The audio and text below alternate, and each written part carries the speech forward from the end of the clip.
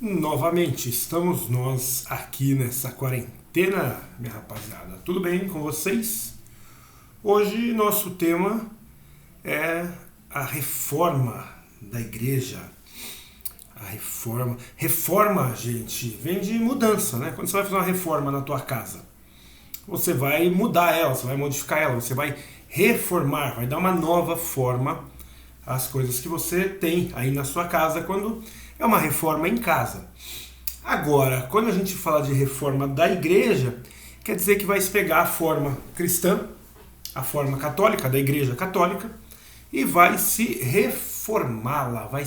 Vamos aqui falar sobre uma mudança feita dentro da religião, dentro da fé propriamente dita, e da instituição que controla a fé, né? A Igreja Católica ela se tornou muito poderosa, gente, durante aí o feudalismo, né, com o acúmulo de terras, o acúmulo de poder, e essa igreja que vem se tornando muito poderosa, ela vai cada vez mais se afastando dos conceitos bíblicos de uma vida humilde, uma vida mais voltada para os mais necessitados e mais pobres, e vai se tornando cada vez mais uma instituição de poder, de fato, de poder na terra, a Igreja Católica.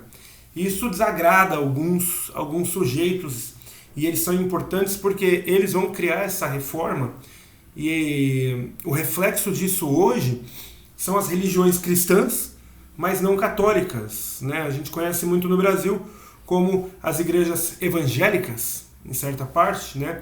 Elas vêm dessa quebra com a Igreja Católica, é claro, ainda seguindo os conceitos da fé cristã, né, da palavra de Jesus Cristo, dos conceitos da Bíblia Sagrada, que é o livro sagrado dos cristãos, entretanto com algumas mudanças, algumas reformas.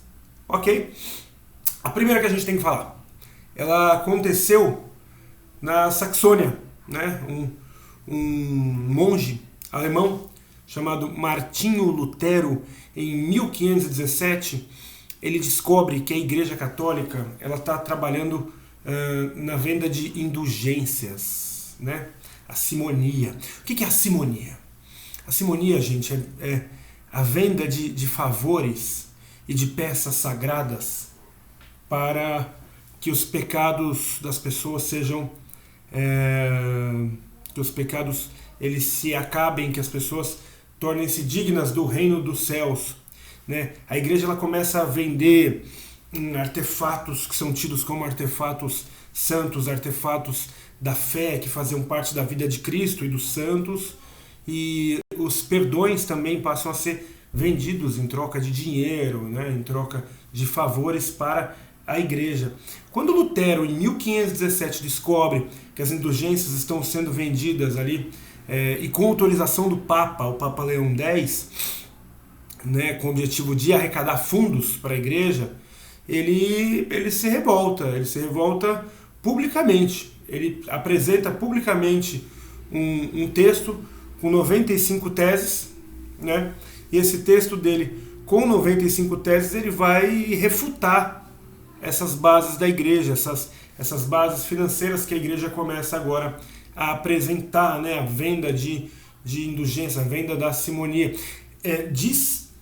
Se diz por aí que os pedaços da cruz de Cristo que foram vendidos pela igreja, pedaços de madeira que a igreja afirmava que eram pedaços da cruz de Jesus Cristo, um artefato sagrado, se juntar toda a madeira, né, que foi vendida como parte da cruz de Cristo, a gente consegue seguir de São Paulo ao Rio de Janeiro, só de pedaço de madeira da cruz de Cristo.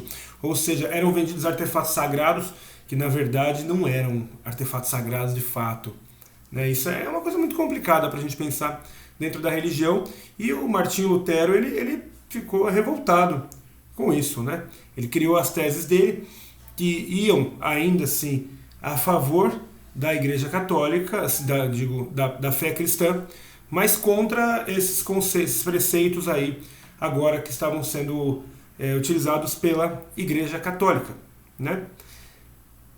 Contemporâneo do Lutero contemporâneo a Lutero foi o Calvino, né? O do calvinismo, né? O João Calvino. Eu vou falar do calvinismo daqui a pouquinho, um pouco mais para frente. Vou só focar aqui alguns pontos que o Lutero ele quis aplicar, que era o seguinte: ele percebeu que alguns pontos da religião estavam começando a atrapalhar a vida dos monges, dos sujeitos que seguiam a religião de forma mais ortodoxa conceitualmente. Então, o que ele vem propor? Ele vem propor a abolição do celibato, ou seja, que os padres agora possam casar, que os padres possam ter esposas, né? Que os sacerdotes possam ter esposas. Ele também determina a substituição do latim, que a missa era rezada em latim. Latim é a língua que era falada no Império Romano, uma língua morta. Ou seja, uma língua que 99% dos fiéis não compreendiam, a língua que a missa era rezada. Agora ele diz o seguinte: não, Deus, para falar com o povo, deve ser compreendido pelo povo. E as missas, os cultos agora, eles devem ser rezados na língua local. Se na Alemanha, em alemão; se na Inglaterra, em inglês; na França, em francês, e por aí vai, né? Esse foi o início da reforma. E essa reforma ela foi muito bem aceita, né, por alguns sujeitos, aí, principalmente alguns nobres que perceberam que poderiam tomar então de volta para eles terras que eram da burguesia, e para os camponeses, da burguesia não, perdão, terras que eram da igreja, e para os camponeses, para os burgueses, eles perceberam o seguinte: isso seria atrativo porque agora você não vai ter mais a necessidade de fazer o pagamento dos tributos devidos à igreja, como o dízimo, por exemplo, né, que era um tributo obrigatório a ser pago aí para a Igreja Católica. Então, essa ideia ela vem agradar muitos sujeitos da sociedade. O João Calvino, gente, ele também segue esse pensamento de uma quebra com o catolicismo, com a Igreja Católica Apostólica Romana, e ele tem algumas ideias que são brevemente diferentes das ideias do Martinho Lutero, né?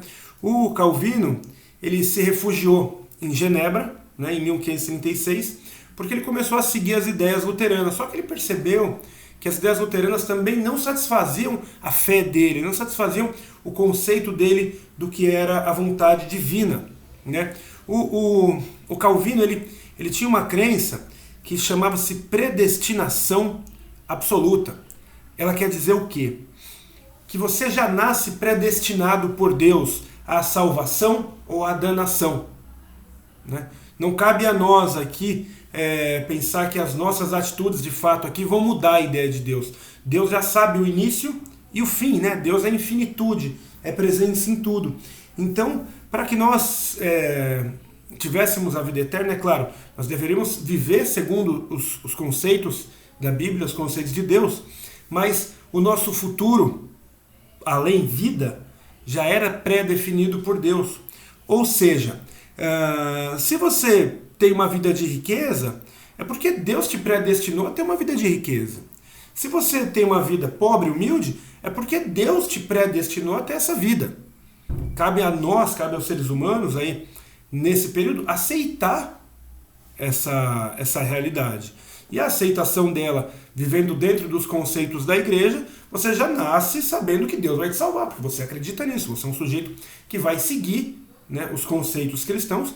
Entretanto, se você é rico ou se você é pobre, Deus quis dessa forma, né? Essa é a predestinação absoluta, a predestinação divina, né? Isso é um ideal que vai servir muito bem a quem? Aos sujeitos que estão fazendo parte aí das elites, né? Os nobres, a emergente burguesia aí que está crescendo, que vai acreditar então que a riqueza não é pecado, que ser rico, ter mais que o outro, não coloca para você uma realidade onde você deve doar tudo que tem aos pobres, ou se doar, né, aos menos afortunados. Não, Deus quis que você fosse dessa forma, e Deus quis que o pobre fosse pobre. Ou seja, a culpa não é minha, Deus definiu assim. Então, essa ideia ela vai servir a quem tem mais dinheiro, certo? Esse é o calvinismo, né, do João Calvino, né, que foi perseguido na França, francês ele. Não falei aqui no início. O terceiro recorte aí da nossa reforma é a Igreja Anglicana, né, gente? A Igreja Anglicana ela foi criada pelo rei Henrique VIII. O rei Henrique VIII da Inglaterra, ele era um sujeito casado com uma senhora chamada Catarina de Aragão, e ele decidiu que ele não gostaria mais de ser casado com ela. Ele queria se separar dela porque estava apaixonado por uma cortesã chamada Ana Bolena, né? Ele pediu ao Papa que o casamento dele fosse desfeito com Catarina de Aragão, né, o Papa Clemente VII, e o Papa Clemente disse que não, isso é um absurdo. Né? Você é casado e quando você se casa, o padre diz até que a morte o separe. E, no caso, Catarina de Aragão era viva, ou seja, a separação era inviável. Henrique VIII, percebendo isso, teve um lapso de matar 2 coelhos com uma cajadada. O primeiro era poder se separar e ficar com a mulher que ele queria, e o segundo era tirar o poder da Igreja Católica da Inglaterra, se tornar líder da Igreja e assim acumular as inúmeras terras que a Igreja tinha. Ele se tornaria assim o Papa da Igreja inglesa, que é a Igreja Anglicana, né? Ele cria essa reforma, quebra com a Igreja, toma as terras da Igreja, né? Confisca as terras da Igreja em suas terras e se separa de sua antiga esposa, né, Catarina de Aragão, que não havia lhe dado aí um herdeiro homem, e casa-se com Maria Bolena, né, contra a vontade do Papa. O rei excomungado agora é o Papa da sua própria igreja anglicana. Assim ele consegue ter o poder que a igreja tinha, se separar da mulher que queria e casar-se novamente. Para ele foi duplamente vantajosa essa quebra com a igreja. Então essas são as reformas que vão surgindo aí no século XIV, XV, que vão modificar aí o modo como os sujeitos começam a observar a igreja, observar a Deus, de fato, né? E esse pensamento ele tem um reflexo atual muito grande, porque nós vemos uma difusão enorme de religiões que são cristãs, entretanto não são a religião católica apostólica romana, que é a igreja que foi fundada ali por Pedro, né? E a partir dele a ideia de Cristo foi se difundindo. Essas igrejas elas vão surgindo de quebras com a igreja católica a partir do pensamento de que os conceitos dessa igreja estão ultrapassados e não são justos para a sociedade. Certo, gente? Amanhã, quer dizer, essa aula é para hoje, nós ainda temos uma aula, uma live, então a gente vai discutir esses conceitos e vamos trocar ideias sobre essa quebra da igreja e os desdobramentos futuros aí que vieram a nos trazer até hoje e a religião como é vista e encarada dentro da sociedade atual. Certo, gente? Muito obrigado. Até a próxima.